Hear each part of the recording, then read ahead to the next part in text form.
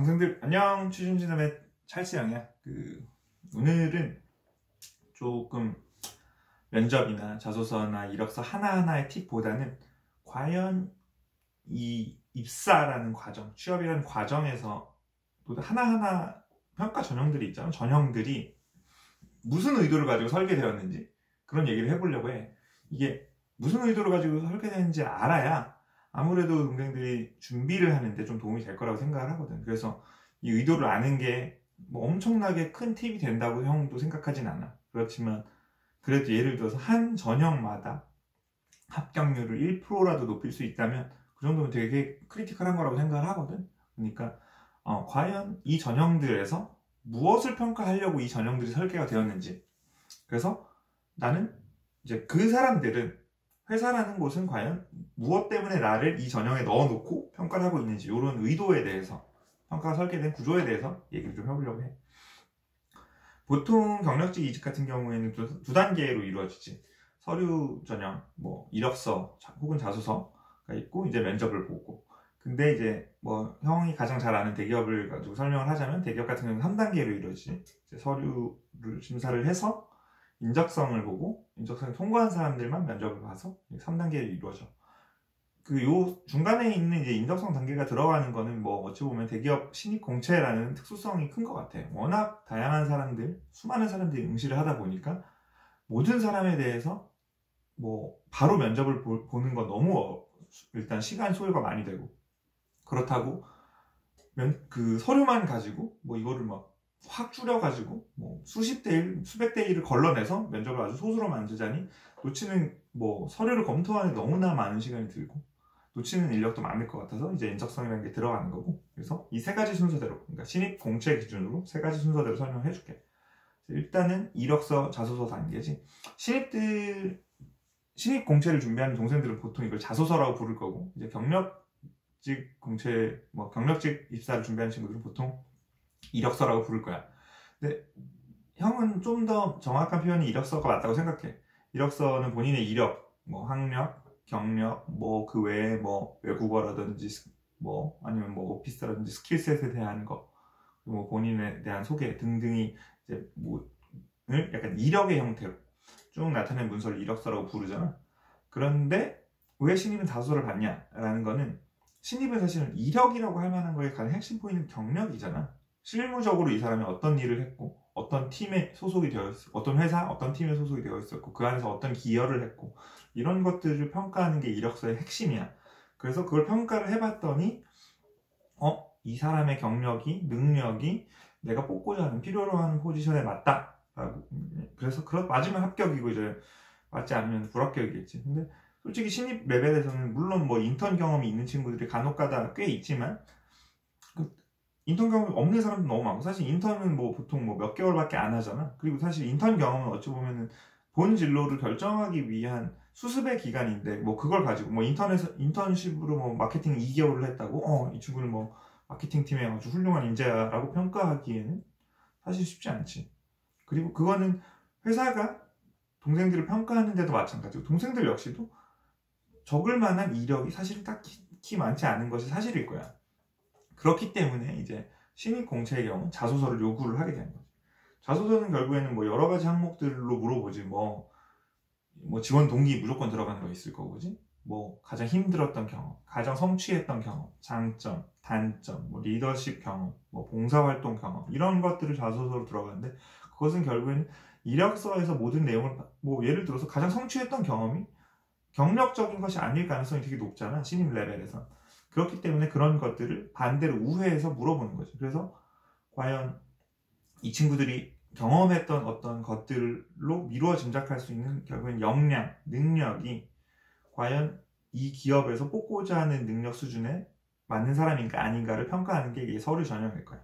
그래서 사실은 그 형이 최근에 뭐 경력직 채용을 회사에서 하고 있는데, 거기선 사실 이 사람의 경력이 우리가 필요한 능력에 미달인가 아닌가 위주로 많이 본다면, 사실은 자기소개서를 가지고 능력을 판단하기는 어렵잖아. 그래서 뭐 이 사람이 미루어 짐작할 수 있는 성향, 뭐 포텐셜, 어떤 그런 것들을 좀 가지고, 그래서 좀 더 제너럴한 측면에서 우리 그룹에 맞는지, 우리 회사에 맞는지를 평가한다, 이렇게 생각을 하면 돼. 그래서 정리를 하자면 이력서를 보고 뽑는 것이 기본적인 뭐 경력직의 기본이라면 신입은 이력이라고 할 만한 것이 없기 때문에 좀 더 제너럴한 영역에서 판단을 하기 위해서 자기소개서라는 것을 글로 받는다. 이것을 포함해서 이제 서류 전형이다 라고 말을 하는 거지. 보통 이제 대기업 같은 경우에 그럼 서류 전형을 내면 뭐 몇 주 있다가 뭐 인적성 검사 통과를 하게 되고 인적성 검사를 하러 오면서 뭐 이제 고사장이 막 배치가 되지. 그러면 뭐 형도 경험을 했었지만 뭐 그 만약에 여러 군데를 합격했다면 이 고사장 날짜 같은 게 겹쳐가지고 뭐 한 군데밖에 못 가고 뭐 이런 경험. 그리고 또 문제집 풀면서 그 준비를 했었던 그런 경험들이 생각이 나는데, 보통 이제 인적성이라는 말은 인성과 적성 사실 두 가지로 나눠져 있잖아. 먼저 이제 인성에 대한 걸 얘기를 해볼게. 인성이라는 말만 딱 들었을 때 동생들이 느끼는 감정은 이런 걸 거야. 사실 인성 좋다는 건 뭐 착한 사람을 뽑겠다는 건가? 그러니까 아무런 정보가 없이 인성평가라는 말만 딱 들었을 때는 그렇게 느껴질 거야. 근데 그러면 당연히 내가 뭐 착한 선택지가 나쁜 선택지가 뭐가 착하다 나쁘다라는 건 사실은 보일 거고, 내가 설령 나쁜 사람이라 할지라도 좋은 선택지만 고르면 되는 것이 아닌가.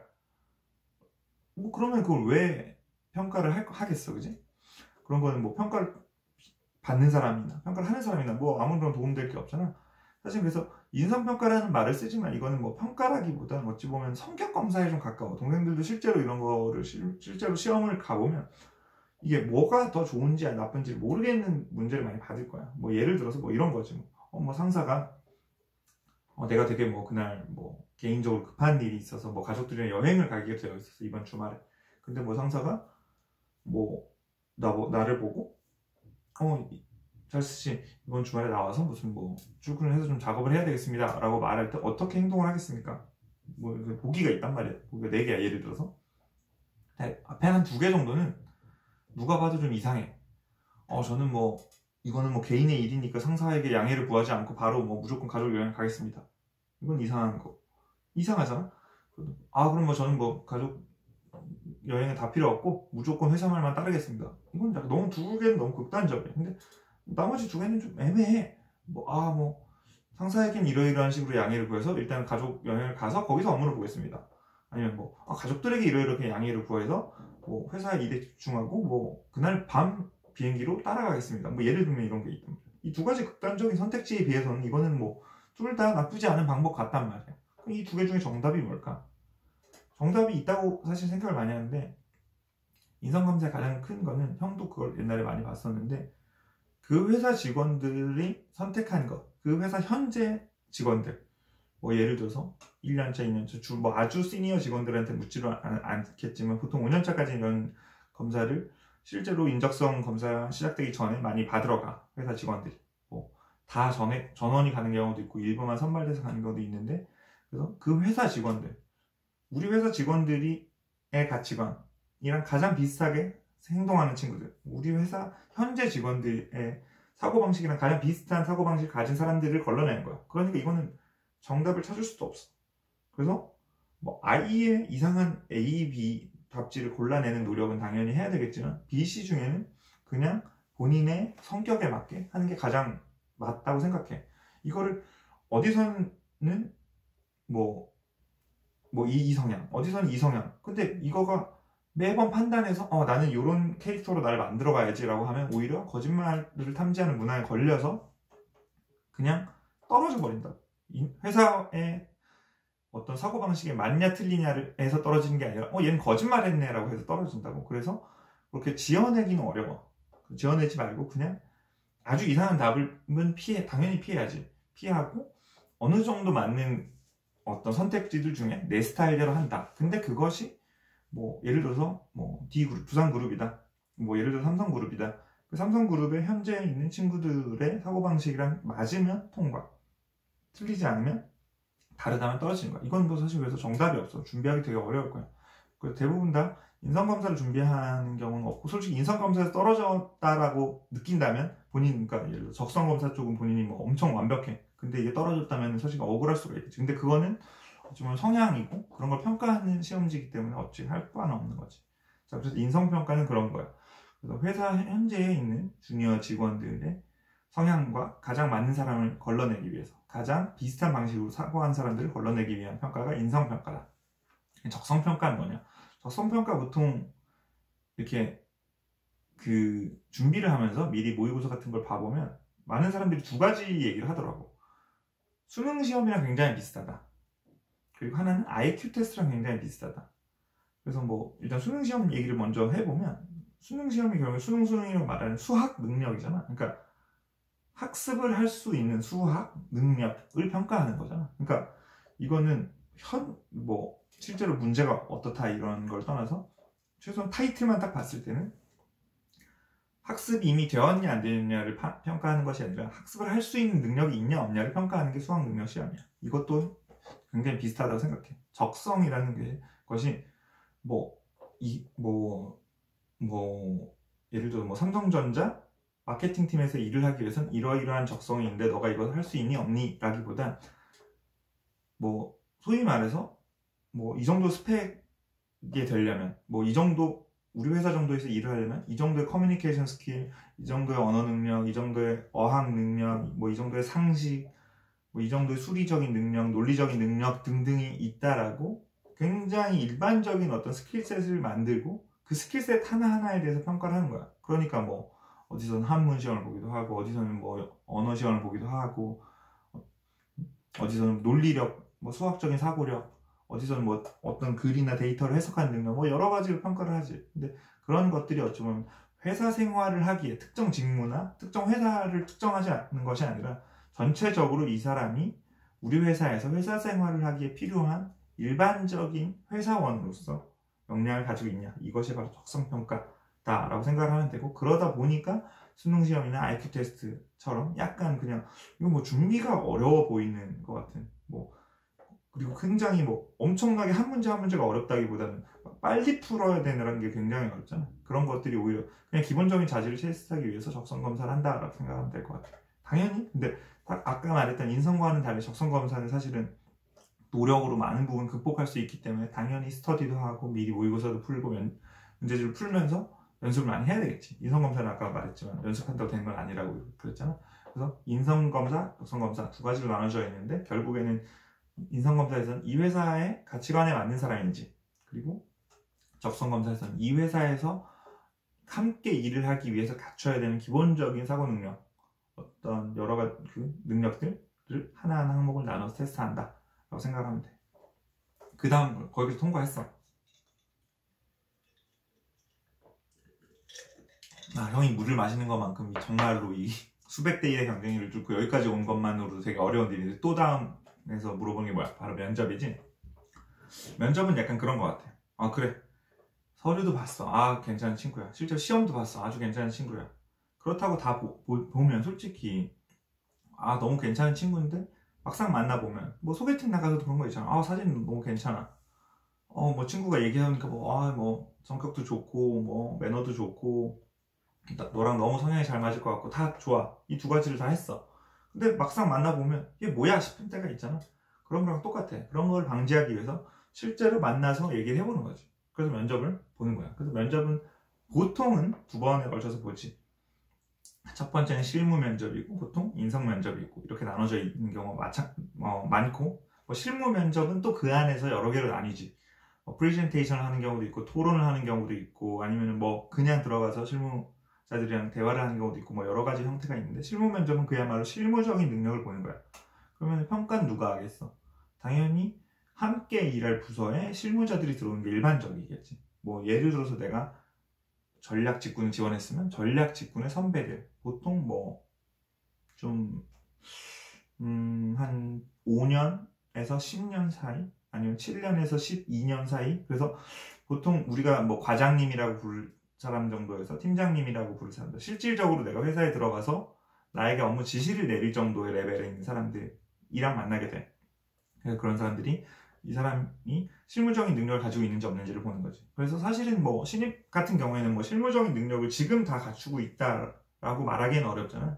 그렇기 때문에 실무적인 능력을 같이 함께 일할 수 있는 가능성이 있는지를 보는 것이 바로 실무 면접이고, 다양한 형태가 있다. 그래서 당연히 형태에 맞춰서 준비를 하는 건데, 내가 거기서 만날 사람들은 내가 실제로 미래에 같이 일을 하게 될 뭐 과장님, 차장님, 팀장님, 부장님 정도의 레벨의 사람들이 들어온다 라고 생각하면 될 것 같고, 그 다음에 2차는 뭐 2차가 주로 인성 면접이지.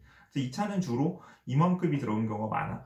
그래서 뭐 회사마다 당연히 다르지만 아까 말했던 밴드들이 이제 뭐 5년에서 10년, 뭐 7년에서 12년 정도의 밴드라면 그 위에 있는 밴드가 들어오는 경우가 되게 대부분이겠지. 그래서 최소한 팀장급, 임원급, 그리고 몇 개의 회사들의 같은 경우에는 CEO 레벨에서까지 다 들어오는 경우가 많지. 그래서 보통 이것은 이제 임원 면접, 그러니까 임원들이 사실은 뭐 이 친구가 뭐 예를 들어서 뭐 재무팀 친구를 뽑는 거야. 그래서 뭐 이 친구가 재무제표에 대한 능력이 있는지 없는지, 아니면은 뭐 이 친구가 마케팅 최신 트렌드에 대해서 잘 알고 있는지 없는지, 이 친구가 뭐 공학 설계에 대해서 충분히 알고 있는지 없는지, 이런 것들은 뭐 그 정도 위의 레벨에서 검증할 필요도 없고 검증하기도 어려울 거예요. 왜냐면 본인들도 사실은 그런 실무를 직접 현재는 안 하고 어찌 보면 밑에 있는 실무자들이 하는 것들에 대해서 좀 컨트롤하고 지시를 하시고 어떤 의사결정을 하시는 분들이기 때문에 그런 2차 면접에서 주로 이런 실무적인 걸 물어보진 않겠지. 그래서 2차 면접은 주로 인성 면접이라고 부르고,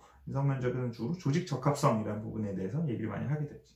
그래서 이 친구의 스타일이, 물론 아까 처음 그 필기로서 인성평가를 받기 때문에 이 친구의 기본적인 스타일이 평균적인 우리 직원의 스타일이랑 맞다라는 건 이미 검증이 된 것 같지만, 그걸 한 번 더 페이스 투 페이스로 만나서 얼굴 맞대고 이야기로서 이 친구의 성향이 굉장히 진취적인데 너무 진취적이지 않나? 아니면 뭐 우리는 회사는 창의적인 인재를 선호하는데 이 친구는 좀 보수적인 것 같은데, 뭐 이런 것들, 본인이 생각하는 본인 팀에 맞는, 본인 회사에 맞는 어떤 인재상에 직접 이야기를 해가면서 맞는지, 조직의 적합성이 어떤지를 평가하게 되는 거지. 그래서 이런 식으로 면접은 구성하게 돼. 그래서 맨 앞에서부터 정리를 해보면, 보통 이력서, 자소서라는 이름으로 이제 서류적인 측면에서 서류 전형을 한다. 그래서 서류를 가지고 이 사람이 좋은 우리 회사의 어떤 포지션에 맞는지 안 맞는지를 판단하게 된다. 그래서 뭐 가장 어찌 보면 서류로만 하기 때문에 가장 뭐 경쟁률적인 측면에서는 가장 높은 경쟁률을 가진 전형이라고 볼 수 있지. 그리고 이제 신입 같은 경우에는 딱히 이력서에 적을 만한 내용, 그리고 이력서에 적었다 하더라도 그걸 가지고 충분히 판단이 안 되기 때문에 자기소개서라는 것을 적는다. 이것이 이제 서류 전형의 얘기고, 인적성 평가, 그래서 인성평가는 이제 가치관, 사고방식이 우리 회사의 일반적인 사람들, 우리 회사에서 선호하는 사람들의 사고방식과 동일한지, 이제 성향이 어떤지에 대한 평가. 그리고 적성은 우리 회사에서 최소한 신입사원으로서 함께 일할 수 있는 사람들에게 요구하는 언어, 커뮤니케이션, 논리력 등등을 평가하는 평가다. 이거는 준비로 어찌 보면 커버가 가능하다. 그리고 면접은 두 가지로 크게 나뉘는데, 어떤 실무자적인 능력을 보는 실무 면접, 1차 면접이라고 많이 부르고, 그것들은 실제로 나랑 같이 일할 사람들이 많이 들어온다. 그리고 2차 면접, 보통 임원 면접이라고 많이 부르는데, 이것들은 뭐 팀장 이상급, 팀장, 임원, CEO 레벨까지 다양한 사람들이 더 많은 위에 좀 입사해서 보기 힘든 사람들이 들어오는데, 정말로 이 친구가 우리 조직에 적합한 사람인가, 조직 적합성에 대한 부분, 인성에 대한 부분을 많이 물어본다. 이렇게 쭉 되는 것이 일반적인 형태의 어떤 대기업 입사 과정이고, 당연히 회사마다 조금씩 다르지.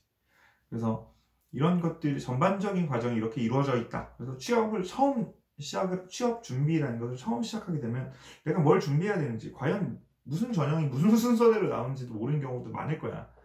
그래서 그런 분들한테 형이 오늘 시간이 좀 도움이 됐으면 좋겠고, 혹시나 또 무슨 구조로 이루어졌는지는 이미 알고 있는데 과연 회사에서 왜 이거를 만들어졌는지, 왜 이런 평가를 하는지에 대해서 좀 더 의미를 이해하고 준비하면 조금이라도 더 합격률을 높일 수 있으니까, 그런 부분에서 또 도움이 되었으면 좋을 것 같아요. 그래서 오늘 영상이 동생들한테 좀 도움이 되었다면 좋아요, 구독 꼭 부탁하고, 형은 이제 전체적인 스킴을 훑었으니까 하나하나에 대해서 재밌는 이야기, 썰들, 그리고 좋은 팁들 또 준비해서 다른 영상으로 돌아올게. 알겠지? 동생들 안녕.